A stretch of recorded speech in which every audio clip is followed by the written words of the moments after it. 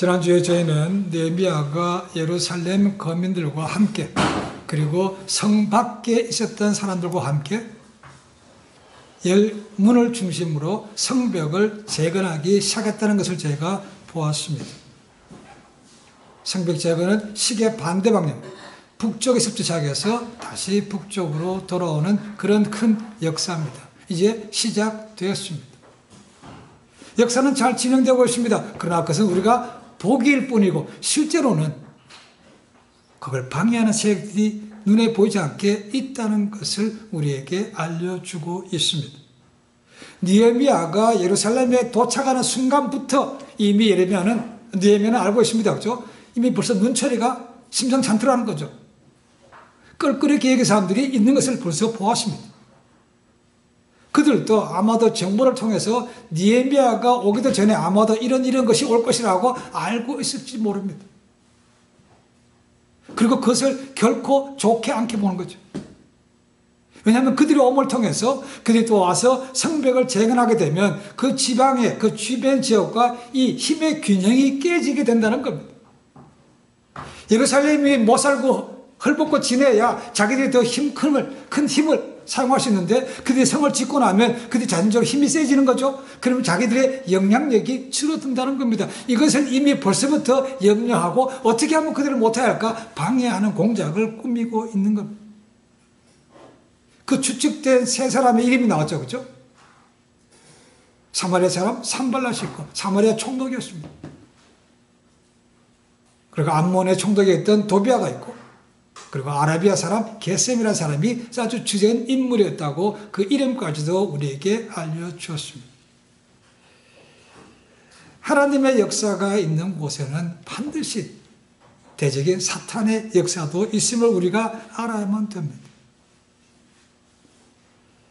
마귀는 하나님의 백성들이 현실에 빠져서 운명이니라고 받아들일 때는 그냥 내버려 둡니다. 그냥 내버려 둬도 돼요. 그죠? 근데 그 마음이 변해서 하나님을 향해 나아가게 되면 이거는 문제가 달라진다는 겁니다. 그러면 그때부터는 이제 온갖 수단과 방법을 가지 않고 그들로 하여금 하나님 앞에 나아가지 못하게 막는 겁니다. 그래서 느헤미야가 뭐라 했습니까? 우리가 성벽이 무너져서 이렇게 고생하는 것은 우리의 수치가 아니고 뭐라고요? 하나님의 수치라는 겁니다. 그러니까 이렇게 있어서는 안 된다는 거죠. 일어서서 성벽을 재건합시다. 그랬더니 사람들이 일어나서 성벽의 재건에 동참한 거죠. 진행되었습니다. 여러분 우리는 이 땅에 살면서 하나님의 일을 하기 때문에 그냥 형통하고 아무런 방해가 없다고 생각해서는 안 됩니다. 그저 박수와 영광밖에 없다 그렇게 생각해서도 안 됩니다. 그는 성경의 가르침과도 다릅니다. 그렇죠? 거기는 반드시 사탄의 방해로 인해서 어려움이 있고 비판도 함께 따를 수 있습니다. 시카고에 부흥을 일으켰던 무디 목사님이 이런 말을 했습니다. 마귀는 죽어 쓰러져 있는 사람은 발길로 차지 않는다. 뭔 소리입니까? 죽은 사람은 건드려봐야 아무 소용이 없는 거죠. 그러니까 살아있는 사람을 특별하게 하나님에 대해서 열심을 내는 사람들을 골라서 건드리는 것이지 죽은 사람은 건드리지 않는다는 거예요. 바꿔 얘기하면 우리가 하나님의 일을 할 때 시험을 당하고 어려움을 당한다는 것은 우리가 영적으로 살아있다는 것이고 하나님을 향해서 열심을 내고 있다고 바르게 보시면 될 것 같습니다. 그러나 거기서 끝나는 것이 아니고 이제 그걸 통해서 하나님께서 우리에게 주실 복이 있다는 겁니다. 넘었으면 우리가 생각지 못한 복이 있다는 겁니다. 그래서 그 왔을 때 그것만 깨달아 주저앉을 것이 아니고 일어서서 싸우는 것이 필요한 것이죠. 여러분 이건요. 지금까지 2000년 기독교 역사를 봐도 알 수 있습니다. 그렇죠? 교회는 외부로 핍박이 오면 올수록 더 자랐다는 겁니다. 물론 그 가운데는 수없이 많은 이름도 모르는 사람들이 순교당했습니다. 그렇죠? 그렇다고 해서 교회가 없어진 것은 아니었습니다. 유다가 핍박하고 동족들이 비판했지만 그들은 계속해서 살아남았습니다. 그리고 삶 속에서 복음을 전했다는 거죠. 교회가 핍박되는 자랐고 오히려 교회가 핍박이 없어지니까 교회가 무너지고 갈라지기 시작했다는 겁니다. 그 갈라질 때가 언제부터 했습니까? 로마 황제였던 콘스탄틴이 왕으로 오르면서 이제 기독교는 핍박받는 종교가 아니고 로마의 국교다라고 선포한 이후부터 교회가 무너지기 시작했습니다. 그 전까지는 아무리 핍박해도 그들은 묵묵하게 정말 누가 보기더라도 종교 외에는 흠잡을 만한 것이 없이 신실하게 진실되게 살았다는 겁니다.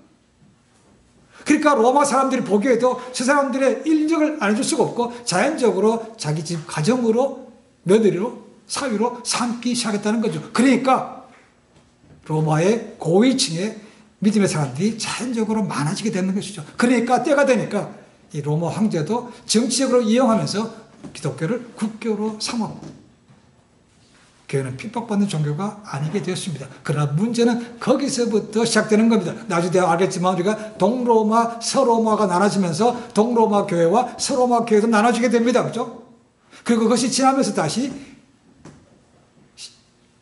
15세기까지 계속해서 영적인 암흑시대가 지속되는 겁니다.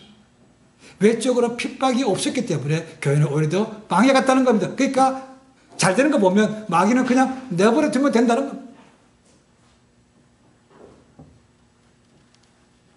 이것이 역사적으로 보여주는 사건입니다. 우리가 반드시 어떤 일을 할 때마다 우리 주변에는 늘 마귀가 있으면서 우리가 방해하는 것을 알아야만 됩니다. 자, 마귀는 꼭 하나님보다 한 수가 모자랍니다. 하나님의 숫자는 7, 완전 숫자고 마귀의 숫자는 6입니다. 그 한 끝발이 안 돼요. 그러니까 그 다음 것을 잘 보지 못한다는 겁니다. 이들이 핍박하면 성벽을 중단할 거로 생각했다는 것이죠. 근데 오히려 뭡니까? 역효과가 났어요. 백성들 다시 하나로 뭉쳐지고 더 열심을 내게 만들었다는 겁니다. 다시 하나님을 바라보게 만들었다는 것입니다. 자, 우리 모두도 삶 속에서 우리 마음에 들지 않고 반대하는 것도 있고 조롱하는 것도 있고 하지만 그럴 때 다시 그것들을 바라보면 안 됩니다. 그렇죠? 다시 눈을 들어 하나님을 돌아볼 수 있어요. 하나님 앞에 더 가까이 나갈 수 있어야 우리가 삶 속에서 승리를 맛볼 수 있다는 겁니다. 이제 오늘부터 4장, 5장, 6장은 이 대적들의 어떻게 무너뜨리려고 계략을 쓰는가 우리에게 보여주고 있습니다. 4장에는 4가지 이 대적들의 계략이 들어있고 5장에는 한 가지가 들어있고 6장에 다시 4가지가 나옵니다. 그래서 4장, 5장, 6장에 보면 총 9가지 대적들이 사용하는 이 전략들이 나옵니다. 오늘은 이 4장을 통해서 4가지 그들이 사용하는 아주 흔한 수법 하는 것을 우리가 보고자 합니다. 사탄과 관계해서 바울은 이렇게 말합니다. 고린도후서 2장 11절에 이런 말씀이 있습니다. 이는 우리로 사단에게 속지 않게 하려 함이라. 속아 넘어가지 말라는 겁니다. 운명으로 받아들이지 말라는 겁니다.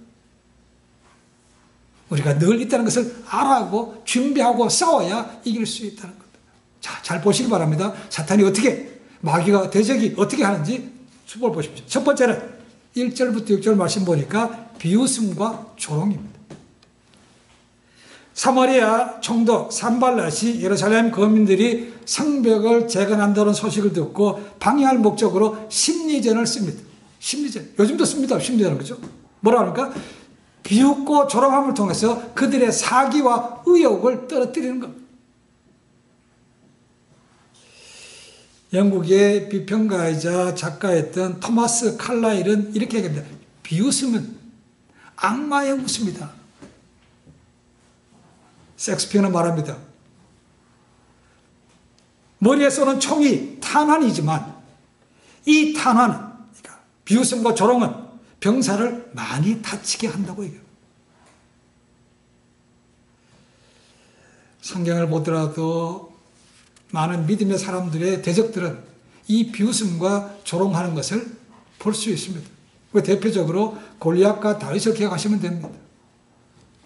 다윗이 당돌하게 그 거구였던 골리앗 싸울 때 딸랑 물맷돌 5개를 가지고 나갔습니다. 그랬더니 골리앗이 뭐라 그럽니까? 내가 내 살을 공중의 새들과 들짐승에게 주리라 하고. 아까 기도했지만 예수님께서도 이미 십자가에서 이런 조롱과 비웃음을 당하셨습니다. 그래서 머리에 가시면류관을 씌우고 머리를 쳤습니다. 그죠? 그런데 뭐라고 합니까? 네가 선지하니까 누가 쳤는지 알아봐라.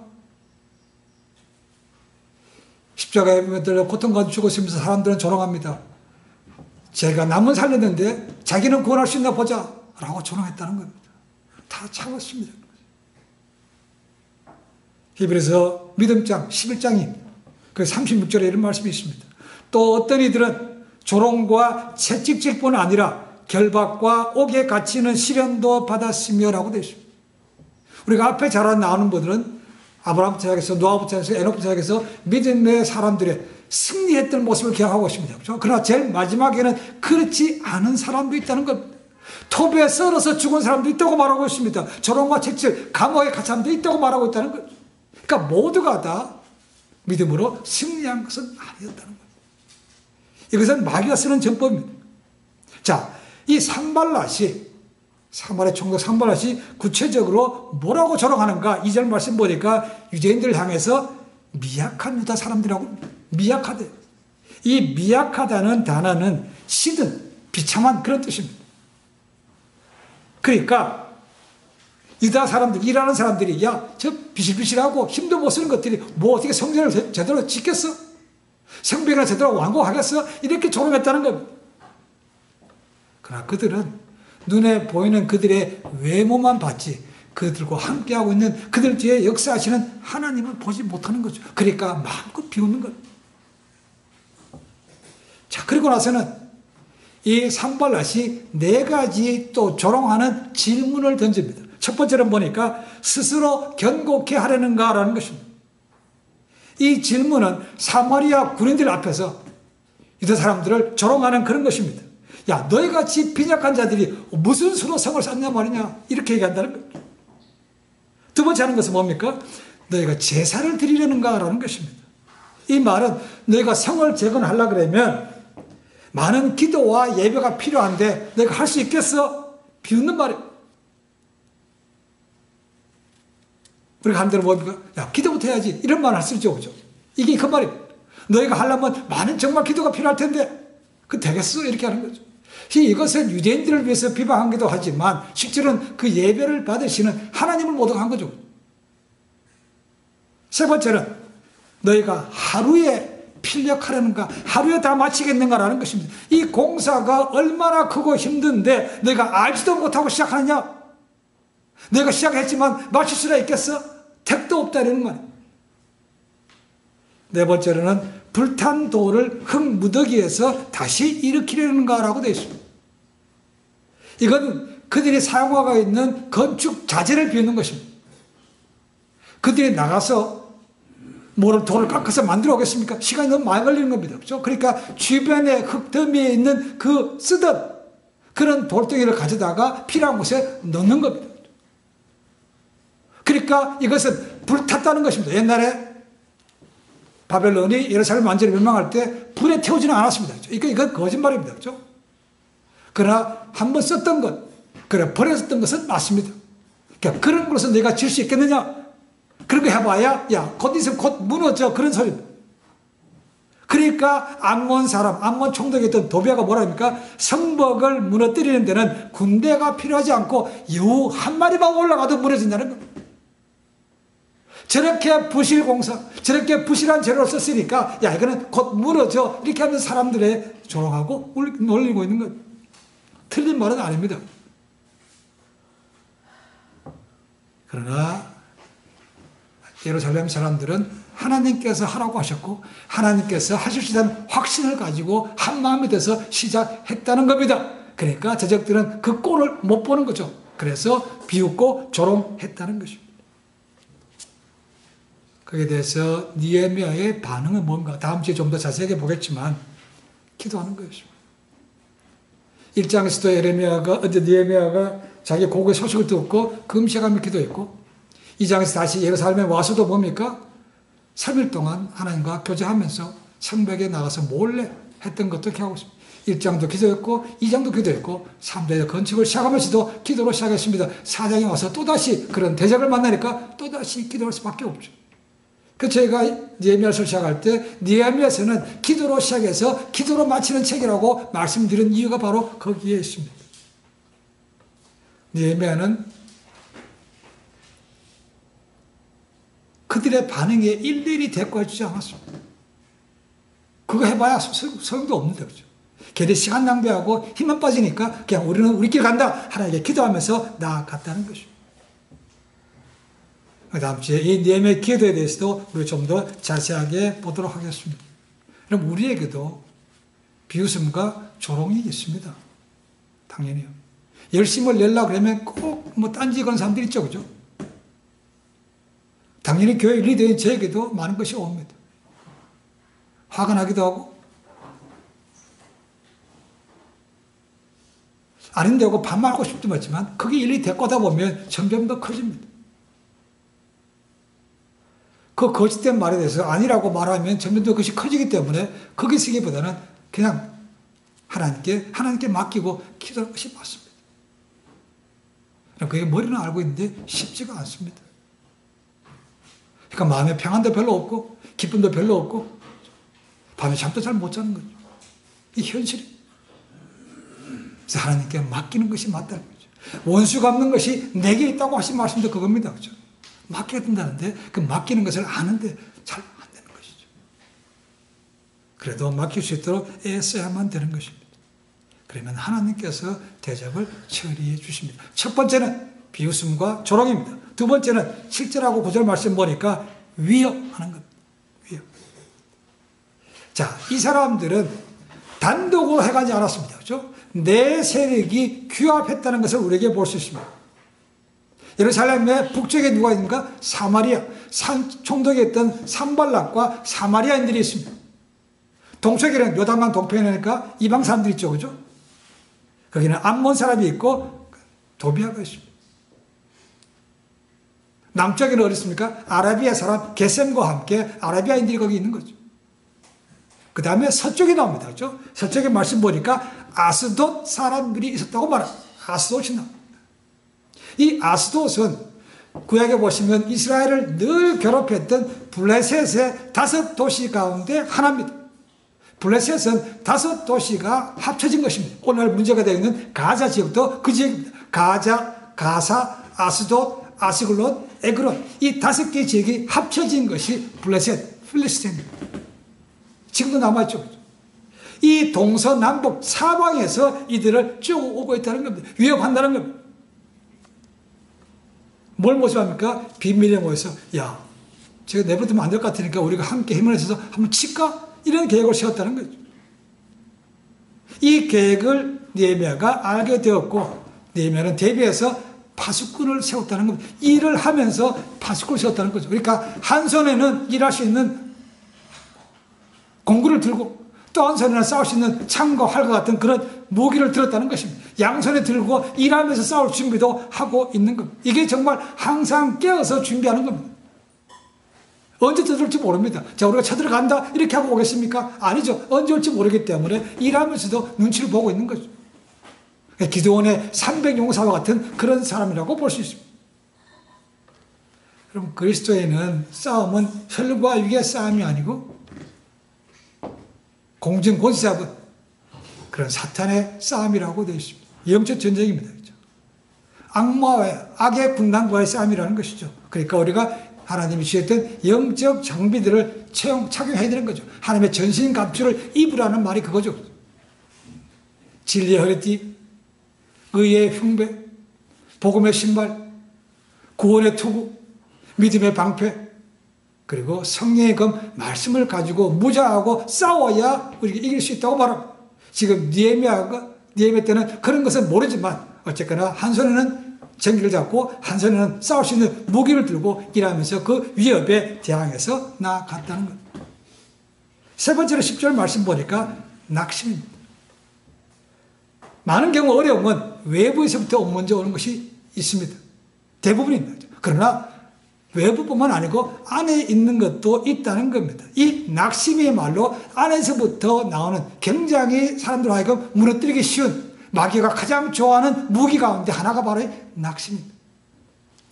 10절 말씀 보니까 유다 사람들은 이르기를 흙무더기가 아직도 많거늘 짐을 나르는 자들의 힘이 사했으니 우리가 성을 건축하지 못하리라. 그들이 위협해서 쳐들어온다는 얘기 들으니까 벌써 마음이 녹았다 그 말이에요. 아직 일할 거는 많은데 힘이 다 빠졌고 이 일을 이거 지을 수 있겠어? 이런 마음이 들었다는 거. 그러니까 낙심된 거죠. 그죠? 힘이 쇠하였다. 흙무더기가 아직도 많다. 우리가 성을 건축하지 못하리라 하는 것입니다. 여러분, 이 낙심이라는 것은요, 그 자체로서도 우리 마음을 무너뜨리기도 하지만 이것도 전념성이 있어요. 옆에 사람까지 또 같이 낙심되게 만든다는 겁니다. 그 대표적인 예가 민수기 13장에 나오는 겁니다. 민수기 13장은 가데스 바네아라는 곳에서 벌어진 사건입니다. 잘 기억하는 우리가 정탐꾼 사건입니다. 그들은 하나님의 말씀을 잊지 못했습니다. 정말로 하나님께서 약속하셨던 그 가나안 땅이 적과 꿀이 흐르는 풍요로운 땅인가 확인해 보자는 거죠. 참 모세는 어이가 없었지만 하나님께서 얘기했어요. 어떻게 하면 좋겠습니까? 하나님께서 그들이 하라고 내버려 두라고 그랬습니다. 그래서 각 지파에서 리더들 12명을 택해서 가나안 땅으로 들여보냈습니다. 그리고는 그들이 놀랍게도 그것이 풍성한 땅임을 확인하고 돌아왔습니다. 그런데 그 12명 가운데 10명이 뭐라고 하는가? 우리가 능히 올라가서 그 백성을 치지 못하리라. 그들은 우리보다 강하다. 그들의 성읍은 견고하다는 것. 우리보다 머리 하나 더 있는 큰 안악자손이 있다는 것이죠. 올라가면 죽는다는 겁니다. 우리가 보기엔 우리는 그들에게 메뚜기만. 그러니까 그 사람들 10사람의 리더의 말에 그 남아있던 모든 이스라엘 사람들이 다 마음이 녹았다는 겁니다.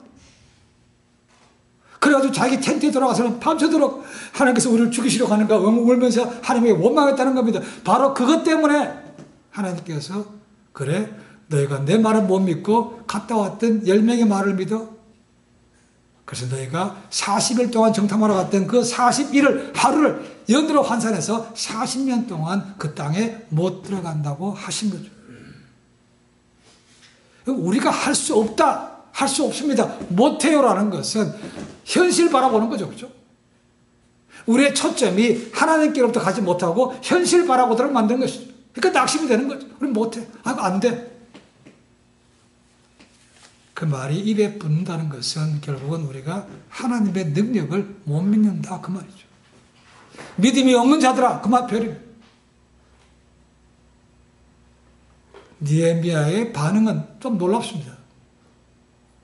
거기에 대해서 일일이 사람들이 가서 이건 아니고 우리가 하나님께서 나가면 하나님께서 이걸 흔들줍니다. 그렇게 대꾸하지 않았다는 것. 그렇게 해야 될 것 같은데 그렇죠? 그렇게 흐트러진 노가지 사람들의 마음을 추스려야 될 것 같은데 그걸 그렇게 하지 않았다는 겁니다. 그냥 앞을 향해서 밀고 나아갔다는 것입니다. 느헤미야는 계속해서 기도하면서 자기 초점을 눈앞에 있는 현실에 두지 않고 늘 하나님을 바라봤다는 겁니다. 우리 삶 가운데도 낙심되는 일이 꽤 있습니다. 그렇죠? 조금만 뭐 해도 우리는 그냥 아이고. 그럴 때 문제만 바라보고 있으면 문제가 더 커 보입니다. 문제는 사라지지 않습니다. 그렇죠? 근데 하나님을 바라보면 그 크신 하나님을 바라보면 그 큰 것 때문에 문제는 작게 보인다는 거예요. 그래서 하나님을 바라보는 이유가 거기 있다는 것이죠. 내가 눈을 들어 산을 바라보라. 나의 도움이 어디서 올고 하나님을 바라볼 수 있는 거죠. 비웃음과 조롱, 낙심케 하는 거, 위협하는 거. 네 번째는 11절 12절 말씀 보니까 그들에게 두려움을 줬다고 되어 있습니다. 성 밖에 살던 유대인들은 사실 어떻게 보면 더 불안한 거죠. 그죠? 그 사람은 또다시 공격한다는 얘기를 듣습니다. 그러니까 소문을 흘리는 거죠. 그러니까 이게 다 정보전입니다. 그죠? 심리전입니다. 또 공격한대. 이 사람들은 그러니까 더 마음이 쪼는 거죠. 그러니까 리더였던 느헤미야한테 와서 보고하죠. 그 사람들이 또 와서 친답니다. 어떻게 할까요? 이거 우리가 맞출 수 있겠습니까? 이런 거죠. 그죠? 이 사람들이 몇 번 했다고 됐습니까? 10번이나 와서 했다고 됐습니다. 10번이나. 물론 문자적인 10번은 아니지만 이거는 유대인의 관용어로 수없이 많이 몇 번 그렇게 했다는 것입니다. 그러니까 그만큼 그들 마음속에 불안함이 있는 거죠. 야, 쳐들어오면 어떻게 해? 우리가 죽을 거 아니야? 그럼 이 공사는 어떻게 해? 이 공사보다도 어찌 보면 자기들의 안전이 벌써 걱정이 되는 거죠. 그렇죠? 야, 우리가 죽으면서까지 이 성벽을 재건할 그런 이유가 있나? 어쩌면 그런까지도 생각해 보게 된다는 거죠. 거기에도 느헤미야는 가서 이게 아니고 뭐 이렇게 되면 또 얘기하지 않았다는 것. 아직 하나님 기도하고 계속해서 밀고 나갔습니다. 1933년도 3월 4일 미국의 루즈벨트 대통령은 취임 연설에서 이렇게 말했습니다. 그때는 이미 미국이 1930년에 있던 The Great Depression, 대공황이 있었던 때입니다. 그때 대통령이 취임했으니까 뭘 했습니까? 그 취임에서 이렇게 말했습니다. 두려운 만큼 두려운 것은 없습니다. 라고 했다. 두려운 만큼 두려운 것은 없습니다. 성경에 두려움이라는 단어가 몇 번 나온다고 하신지 기억하십니까? 혹시나? 365번 나옵니다. 그러니까 하루에 한 번씩 마귀는 우리에게 fear, 두려움이라는 걸 준다는 것입니다. 물론 많은 경우에는 이 do not fear 그런 거와 연결된 것입니다. 어쨌거나 두려움인 단어가 365번 나옵니다. 그럼 왜 두려움이 가장 무서운가? 이 두려움은 자기 자신들을 우리가 뭐 하면 다운되게 만듭니다. 마비시켜버린다는 것입니다. 하늘을 바라보지 못하고 다른 사람까지 마비시키는 거죠. 그래서 두려움이 무서운 겁니다. 신명기 20장 8절에 이런 말씀이 있습니다. 겁에 질린 사람들은 다른 사람들을 낙심시키고 실패하게 한다. 그래서 느헤미야가 마지막에 뭐라 합니까? 그들을 두려워하지 말고 너는 오직 하나님을 두려워하라고 말합니다. 가장 크고 위대하신 그분을 두려워야 되는데 왜 사람을 두려워하냐? 그거 하지 마라고 말한 것을 우리가 볼 수 있습니다. 그래서 염려 대신 기도하라는 것이 있고 내가 쉬지 말고 기도하는 말이 바로 그런 것입니다. 그런 건데요. 그런 일을 다 하고 나면 금방 기도가 잘 안 됩니다. 기도를 잊어버릴 때도 있고 이것저것 하다가 나중 돼서 좀 하면 기도할지 모릅니다. 처음부터 그렇게 기도 금방 안 나옵니다. 머리는 알고 있는데 이게 아직 훈련이 안 된 겁니다. 하나님의 일을 할 때는 늘 방해가 있습니다. 여기 나오는 마귀가 잘 쓰는 것 똑같습니다. 비웃음과 조롱, 위협하고 낙심케 하고 두려움을 주는 것 있습니다. 이 네 가지 우리 다 이미 경험하신 분도 많을 겁니다. 그렇죠? 마귀는 지금도 우리 주변을 맴돌고 있으면서 우리의 가장 약한 부분을 알고 그때마다 치릅니다. 그러니까 이것을 준비하고 있어도 참 이기기가 결코 쉽지는 않습니다.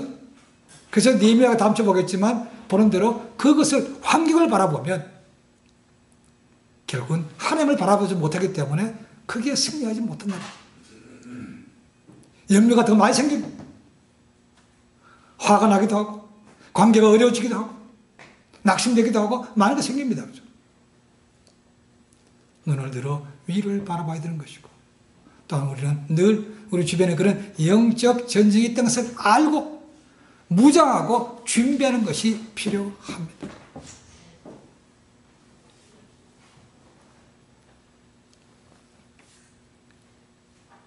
우리가 본 것처럼 이런 주변의 대적들의 이런 작전에 말려 들어가서 넘어간 사람들이 있죠. 그죠?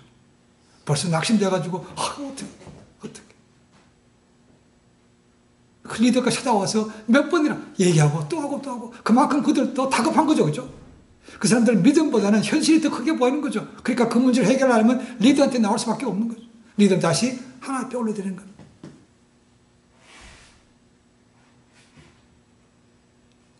우리가 하는 것이 바로 믿음의 선한 싸움을 싸우라는 것입니다. 주먹치고 싸움하는 것이 아니고 믿음의 선한 싸움을 싸우라는 것입니다. 어떤 절방 상태에서도 하나님께서 건져주심을 믿으시고 하나님께 닿아서 기도하는 가운데 하나님의 놀라운 역사를 보고 우리의 믿음이 자랄 수 있는 그리고 신실하게 자신을 더 드릴 수 있는 믿음의 용사로 거듭나기를 주님을 간절히 축원해 드립니다. 기도하겠습니다.